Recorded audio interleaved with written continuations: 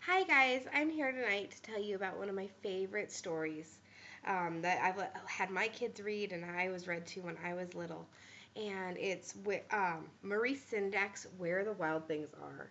And you can kind of see it there. And this book actually won the Caldet Medal in 1964, a year after it was published, for the most distinguished picture book.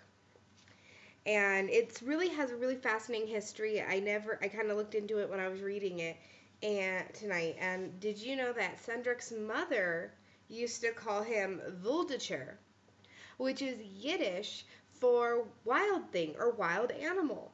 So that's kind of where wild thing came from. Was it's actually from his mother calling him when he was growing up a wild thing. Though he did say that he's not Max in the story. It's just loosely based on his childhood. And Max is the little boy in this story, and you can kind of, I don't think he's on the cover, but I'll show a picture of him, I promise. And he's this little boy, and it starts off with his mom sending him to bed without food. And Solchek said that when he was a child, he would voluntarily go to bed without food so that he could, because he says mom was an awful cook. So story is not completely based on his mom because he said that Max's mom can cook.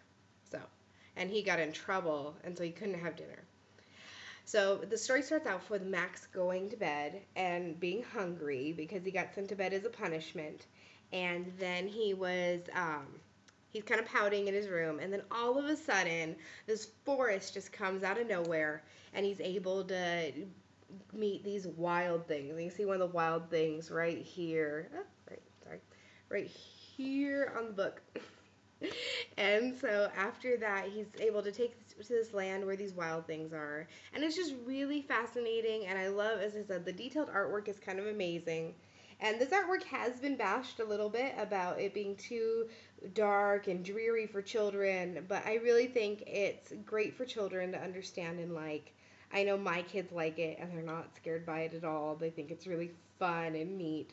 So let me show you some of our favorite drawings illustrations here in the book.